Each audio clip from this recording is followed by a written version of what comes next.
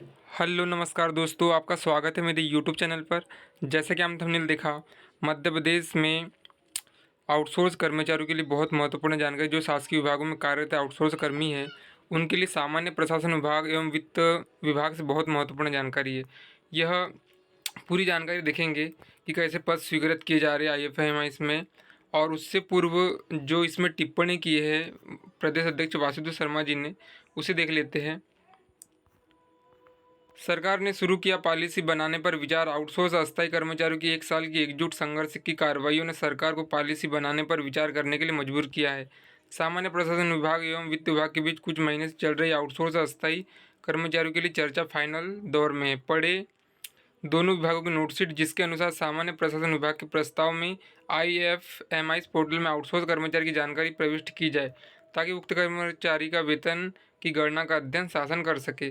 सरकार के पास आउटसोर्स अस्थायी कर्मचारियों की संख्या, वेतन भत्ते का कोई रिकॉर्ड नहीं है।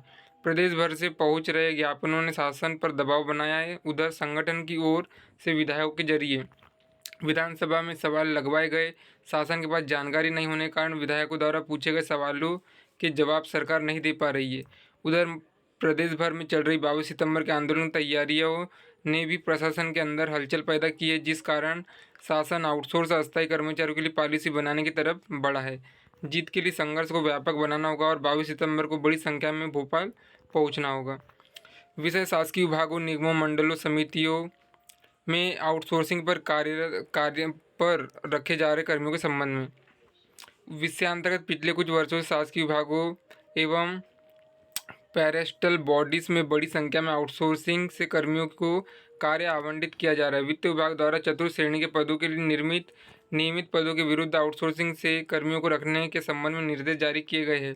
विभागों में आउटसोर्सिंग से कर्मियों को रखने के लिए अलग अलग पद्धति अपनाई जाती है, जिससे भविष्य में न्यायालयीन प्रकरणों का सामना शासनों करना पड़ता है।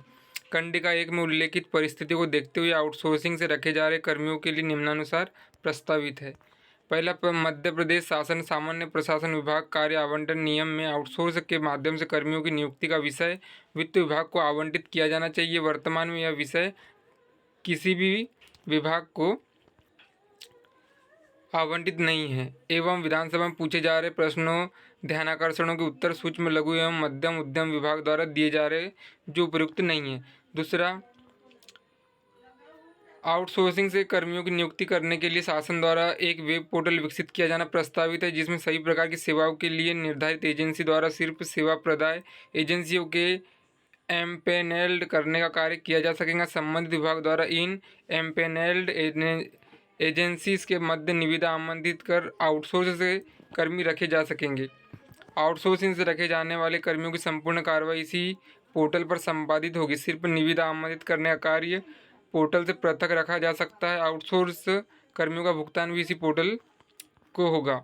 विषय शासकीय विभागों, निगमों, मंडलों, समितियों, पैरेस्टल बॉडीज में आउटसोर्सिंग पर रखे जा रहे कर्मियों के संबंध में IFMS से API के माध्यम से लिंक कर किया जा सकता है। दूसरा, यह भी स्पष्ट किया जाना प्रस्तावित है कि आउटसोर्सिंग के लिए किसी भी स्थिति में पद निर्मित नहीं किए जाने चाहिए एवं सिर्फ आउटसोर्सिंग से रखे जा रहे व्यक्तियों की संख्या का अनुमोदन सक्षम स्तर से प्राप्त किया जा सकेगा।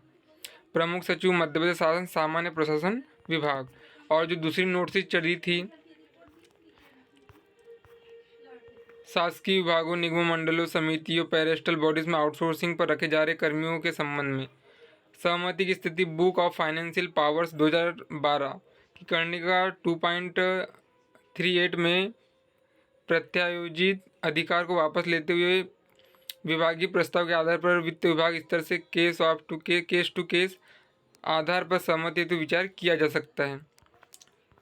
हम आशा करते हैं यह लागू हो और सभी के पद विभाग में स्वीकृत हो, सभी की नियुक्ति मान्य हो और IFMS से सभी की वेतन हो। धन्यवाद।